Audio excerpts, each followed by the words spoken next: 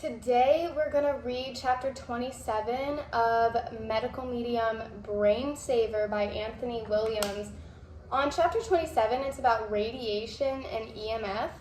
It's a longer chapter, so we'll see if this is going to be two parts or not. So it starts with a bullet list on common medical and transportation technology. That includes airplane travel, x-rays, CT scans, or computerized tomography, PET, or positron emission tomography scans, fluoroscopy, MRI, or magnetic resonance imaging, and food and water supply. Like what? I haven't heard of, not that I haven't heard of it, but I didn't, I know what a CT, I thought I knew what a CT scan was, but now reading that, I'm like, computerized tomography. I don't know what tomography is, but anyway. Then it says common nuclear exposure is current nuclear weapons exposure and current nuclear plant exposure. Continual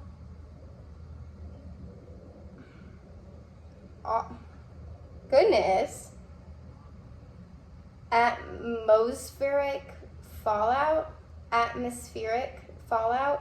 from past nuclear disasters, nuclear test sites, and then common radio frequency electromagnetic fields, or EMF, is cell phones and other technological device, cell tower EMF, wireless internet, microwaves, and ultrasounds. Jesus Christ. Sorry, y'all.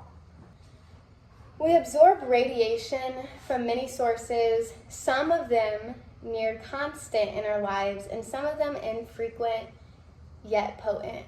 Any radiation exposure instantly travels through the body and bones. Wait, what? Is there a pencil? I'd rather mark with a pencil. Whatever, I'm marking with a pen. Any radiation exposure instantly travels through the body and bones. In the long term, radiation shrinks organs? What? And the brain is an organ. It's one reason why we need to be careful with radiation. Even everyday encounters with it can result in mild brain atrophy. More serious brain atrophy can occur from more serious radiation exposure. As you've read throughout this book, our brains can atrophy and shrink. Is there another word? For other reasons too. We don't want to add one more instigator. Examples of radiation exposure. The obvious sources of radiation exposure are dental exams, x-rays, and other medical imaging such as CT scans, and even, to a lesser degree, MRIs. When someone needs repeated CT scans or frequent dental work, that exposure can build up and have more extreme effect. Our brains sustain a milder effect from the everyday radiation we're exposed to from plane flights, cell phones, and other devices, contaminated food and water, being near someone who just got an x-ray or other medical imaging tests, and the continual atmospheric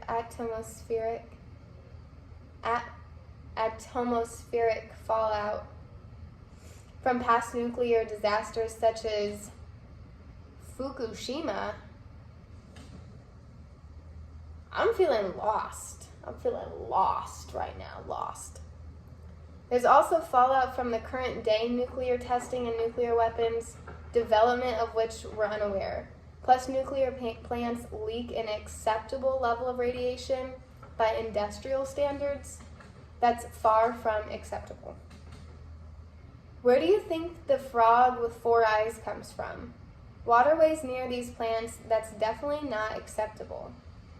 We also inherit radiation, so if anyone in your bloodline ever got an x-ray or visited a store in the days when they imaged feet using fluoroscope, some radiation likely ended up in you. It takes time and commitment to an anti-radiation protocol, namely the medical medium heavy metal detox smoothie, which is also a radiation yanker to say goodbye to it. If you guys haven't had the medical medium heavy metal detox smoothie, it's pretty life-changing. It completely got rid of my autism, which was incredible. That's what I wanted it for. That's what he said that it helped with, because autism isn't really a thing. It's just heavy metals and where they're located in the brain, which is why you'd get which is why you'd have autism versus ADHD, that kind of thing. And medical people kind of they group ADHD and autism together, even though they're separate, but they're really the same thing. It's just where the heavy metals were lying. So when I've said I've gotten rid of my autism or healed my autism, I mean, I've pretty much gotten like nothing but hate. And they're like, you can't cure autism, you can't heal your autism, you're born with it, it's a lifelong disease.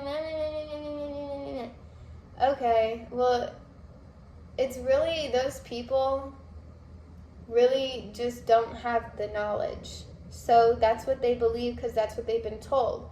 But luckily, a belief isn't truth. The truth is that autism is caused by heavy metals, and it's autism symptoms. Autism doesn't exist. So it is what it is. And the same people saying you can't cure autism, it's like, no, you can't. Don't put that on me. You can't cure it because you're not changing your diet, and you're not even willing to change your diet, and you're not even open to the thought that diet has a direct correlation and causation to symptoms and conditions. But I know they do.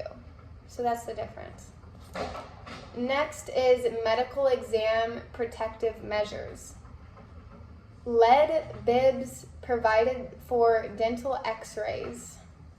Are those things where you have to like put them and they always like make you gag and it's like, and they're like, save size, and it's like you have shit in your mouth and you're like, hold on, like let me not throw up all over you? I did that twice. I hated it. I didn't even choose to do it. My mom forced me to. I was a kid. They provide a facade of total protection. They usually don't provide enough coverage, so I recommend asking for additional protection and try to get one bib a little higher to protect your thyroid. The same is true if you're getting an x-ray at a medical facility, whether an x-ray of the chest, neck, or elsewhere. Ask for extra gear for protection, beyond what they offer normally, for other parts of your body, not just the part of the body immediately surrounding the area being x-rayed. So many sources of medical exam radiation are hard to avoid. It's part of the process of seeking help. When people are looking for answers, they go to the doctor with a complaint, and the doctor writes a prescription for an x-ray, a CT scan, or an MRI. MRI does emit a certain amount of radiation. From chest x-rays to diagnose lung issues such as bronchitis and pneumonia, to arm x-rays to diagnose broken bones, this is where our current medical system is. And yet rarely, if ever, in the x-ray and scanning world do they offer a lead helmet or protective headpiece, so our brains are left exposed. That's why it's important for us to ask for additional bibs to help shield the areas of the body we can, and to work on the radiation removal protocols in this book. Spirulina is a key ingredient in the medical medium protocols and is essential for radiation exposure. I'm going to underline that. Actually, spirulina is in the heavy metal detox smoothie. So it makes sense that spirulina helps with radiation. Airport awareness. Medical medium information has always warned about radiation contamination from airports and air travel. There are so much radiation being emitted in airports that it would set off radiation detection technology.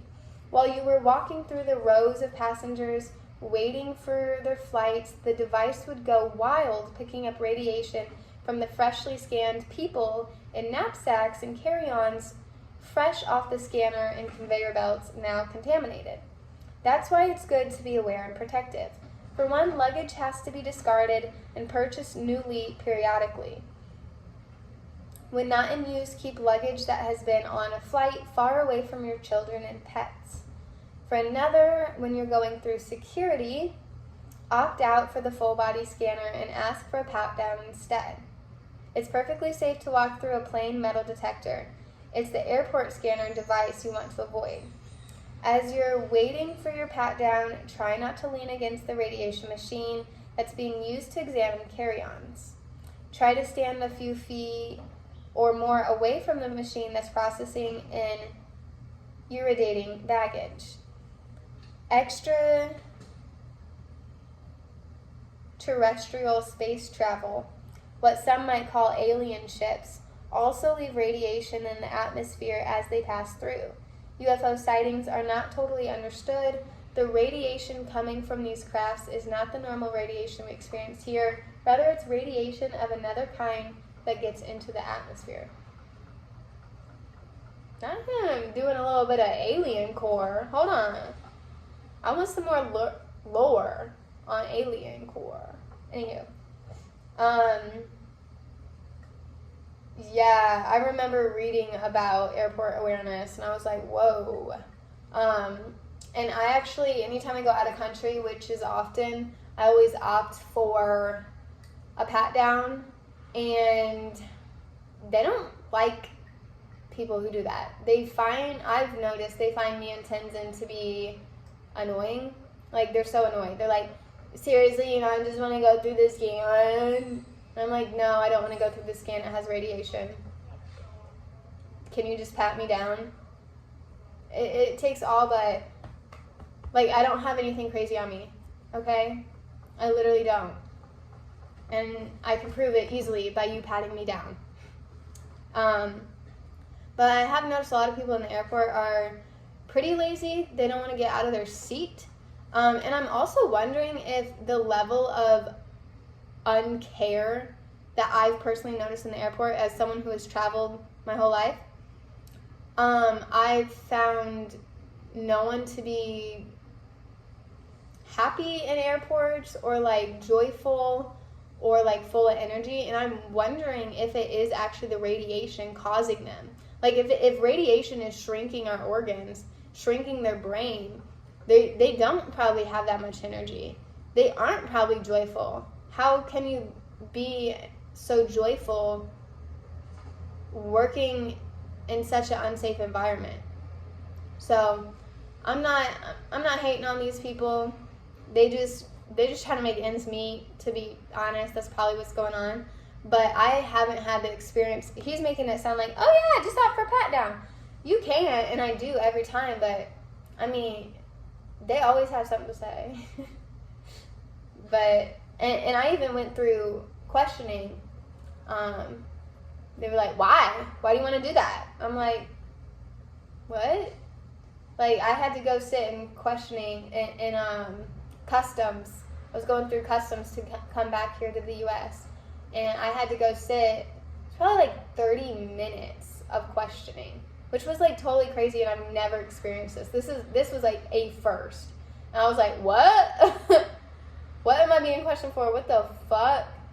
It was really weird. It was really weird. Yeah, I will also say, when I am saying that all these people aren't like joyful or anything, I'm talking about the U.S. Airport staff. I haven't seen this level of unhappiness in other countries, to be honest. Next is coexisting with electricity. When it comes to electromagnetic fields, our brains can actually adapt to certain electrical currents that are around us. In the last 100 years, our brains have indeed adapted to EMF produced from electricity, electrical wiring, buildings, electrical panels, and appliances such as dishwashers, refrigerators, ovens, stoves, electric cars,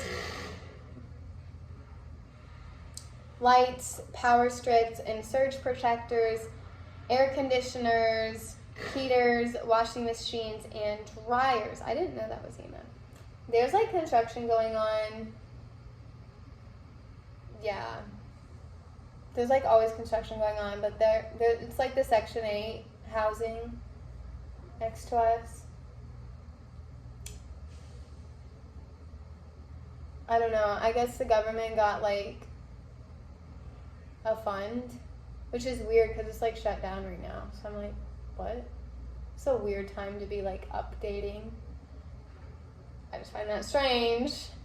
You don't have money to pay the workers, but you have money to redo the house. I don't know. Anyhow. With this form of EMF, we've adapted in such a way that when the power's out, even if the temperature is comfortable, many people tend to go mad from withdrawal. Oh my God, is that what's going on? I found it strange because I've lived in a off-grid community before where we didn't have electricity or running water or flushing toilets, nothing like that. It was very, very, very off-grid. And people couldn't handle it. Like, people were coming to the community, said that they were going to be there for a certain amount of time, and they just couldn't hang, and they left early. So this is interesting. Many people go mad from withdrawal from electricity, man. We got to get back to the roots, if you want to. And it's not withdrawal from having the luxury of an appliance or electricity, it's withdrawal from the EMF itself. Hold up, I gotta underline that. Because our brains have learned to coexist with this type of EMF. Yo. As you know well from part 1, your brain story, our brain is made out of electricity. While it's not the same electricity that powers our homes and appliances, our brain's electricity has learned to coexist with the EMF emitting from all this outside electricity so that our brain can continue to function optimally. When you head to a spiritual retreat in a shack that has no electricity, or you sit in an open field with no electrical conveniences nearby, it's quite an experience, that's for sure. You're going through withdrawal and your brain is learning to adjust and live without EMF. Now, coexisting with the everyday electricity around us is one thing. Let's not confuse that with the EMF emitting from dangerous high voltage scenarios, such as electrical power stations that can affect someone's health directly. Funneling cell signals.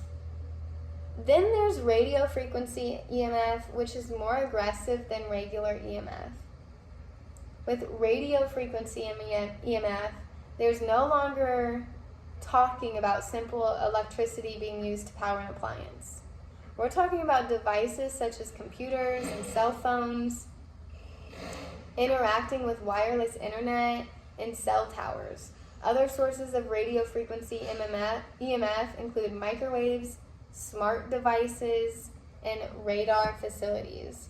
There's even cell tower exposure when you're not using your phone. You can shut down your phone and those radio frequencies are still there, traveling through every single home and office building. So we're getting exposed that way.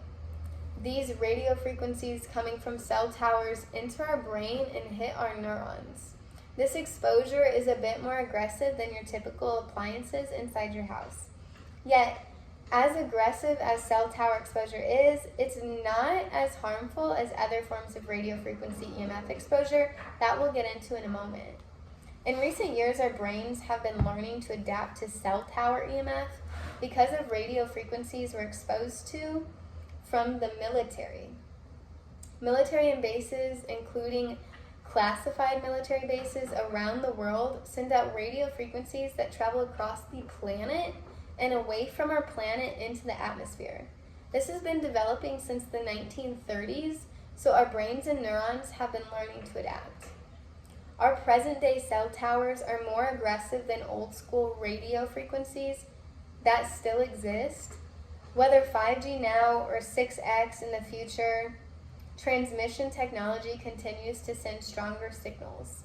Still, these towers' mere presence is not totally about the threat lies when we're talking about EMF exposure and the possibility of compromising our brain health. Again, our brains are learning to adapt to cell towers, waves, moving through the environment. What we haven't adapted to is using a device that's connected to a cell tower. When our cell phones is turned on, and especially if we're using the phone, there's additional radio frequency coming from our phone, and that's additional radio frequency to which we have not adapted.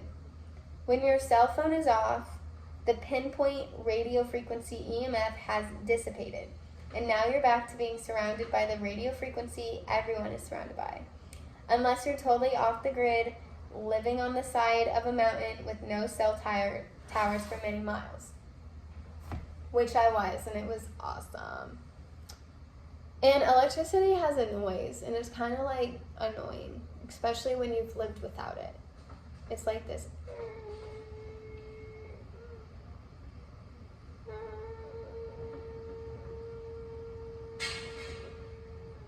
And it's like, oh my God, turn it off, turn it off. The pinpointed radio frequency that comes to a device when it's connected to a cellular network is why, when using a cell phone, it's important not to have it pressed up to your ear. Those old ladies who's like, hello? It's like, girl, if you don't put that bitch on speaker and walk. That's what I do. You don't want to funnel and target the radio frequency coming from the cell tower to the side of your head, where it can enter your brain in a concentrated fashion. Another reason not to press a cell phone to your ear is that device itself emits additional forms of radiation when connected to a phone call. Try to use your phone on speakerphone. Oh, look at that. I didn't even know. I just do. I can't hear nothing when it's pressed against because I'm over here like, hello? And they're like, hello? Can you hear me? Now I can barely hear you. Speak up. I talk in a yell always. They're like, hello? Yeah, I'm yelling now. I'm like, girl, I can't freaking yell. So then I be putting them on speaker, and it's no big deal, and everyone just hear my conversation. Anywho, a headset that plugs into your phone is an option if you need privacy. With a wired headset, you're at least not getting the radio frequency being pinpointed to the side of your head. You are still getting an electrical current coming from the phone to the headset, and that mild current goes directly into the sides of your head and can be disrupting and antagonizing to brain cells. If you use a wireless headset or wireless earphones to talk on the cell phone, you'll get a... Damn! Let me close this damn door. Y'all so damn loud. So damn loud, starting at like 6 a.m. What are they even doing? Painting the bricks. What is up with that? Why paint the bricks? The bricks is already a color. It's like the brownish red color. Why are we painting them? I don't know. Whatever. They got money to paint them though, let me tell you that.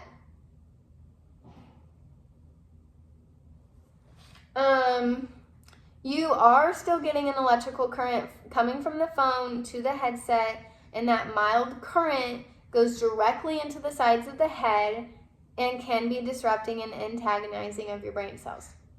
If you use a wireless headset or a wireless earphones to talk on the cell phone, you'll get a moderate strength direct cell tower signal to your headset or earphones. That would not happen with the wired version of these accessories.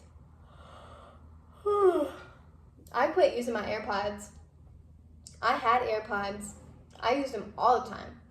It started hurting my ears though. Like every time I put them in, it started hurting. I think I started getting sensitive, started getting aware. Damn, 24 minutes. I might as well just finish this. I'm almost done. This is going to be a long sode.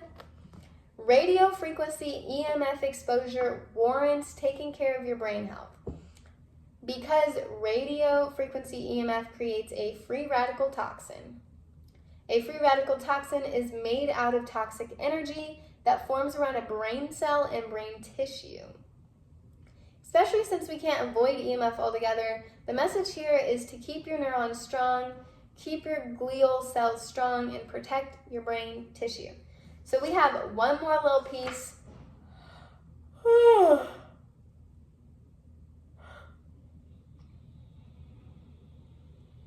Okay. I should have brought a drink, but I'll have a drink. Wireless internet, computerized device, and the vampire effect. Like what? There are two other EMF elements in play when you're using a computerized device. The computer, tablet, phone, smartwatch, or other device itself, and two, the wireless internet signal it may be using. Wireless internet signals are surrounding most all of us, whether we activate a device or not, and whether our device is connected to wireless internet or not, or in an airport mode or not, it emits a form of EMF on its own. Many people can be sensitive to this alone when using any kind of computerized device. When the computer is connected to wireless internet, this can be intensified. Wireless internet competes with and opposes our body's electricity. When we're connected to wireless internet, we get drained because our brain and body have to fight against wireless internet to sustain the energetic position. Radiation coming from powered-on devices, whether connected to powerless internet or not, is one concern. There's also another issue that occurs with devices and wireless internet signals. The EMF emits.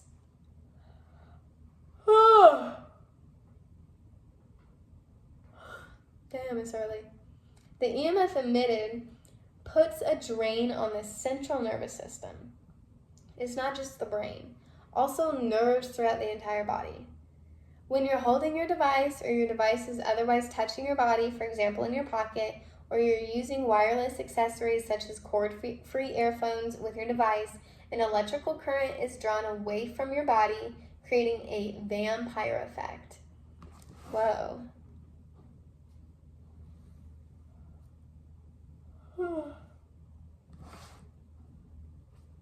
Instead of drawing blood out of you, computerized devices connected to wireless internet draw energy from you.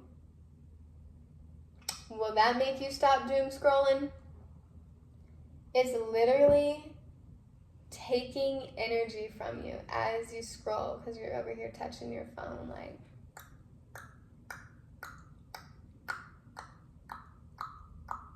When does it stop? The electrical current inside your body works in a circular continuity, swimming inside only your body. Your electricity does not power somebody else's body. Your electricity is not meant to leave your body and go out in a different direction. When you're handling a device connected to wireless internet, the electrical field that your brain and heart produce that's traveling through your body gets disrupted. Your own electrical frequency exists, your brain and body into the device. Oh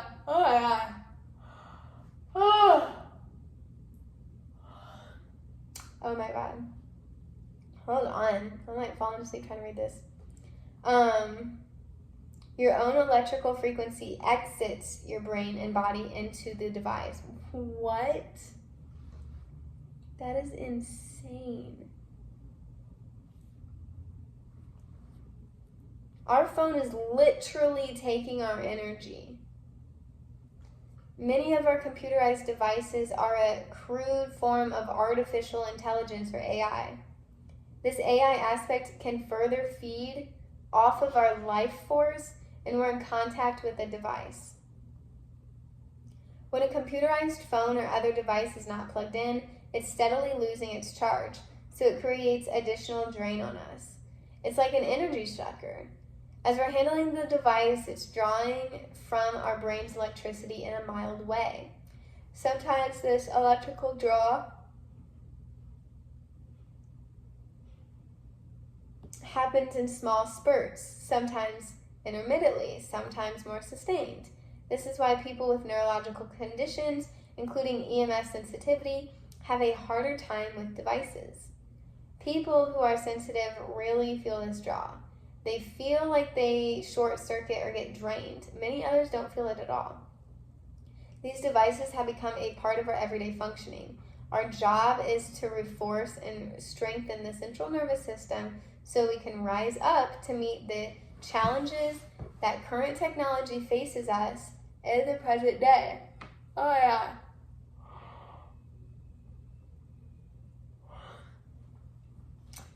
That's the end of the chapter, but he does have a quote. What people need now are answers. Answers to what actually causes brain problems, neurological problems, chronic pain problems, emotional problems, mental health problems, and answers about how to protect the brain. Because you want to protect your brain, just like you want to protect anything else in your life. The end. Now, if you liked this video, go ahead and like and subscribe. And turn on the notifications if you are like so interested in brain health, which you should be, is brain health. Come on, that's exciting. That's fascinating. I'm reading so many books right now, and this is one of them. So yeah, go ahead, do your thing, and maybe even share this video if you know someone who needs to learn about the brain health. So we're done with chapter 27. We'll be on to chapter 28 in the next video. It's all on brain betrayer foods and supplement chemicals. So that's kind of exciting. We're finally getting into the foods. Like what foods are harmful, what foods aren't harmful. So let's go. Peace out.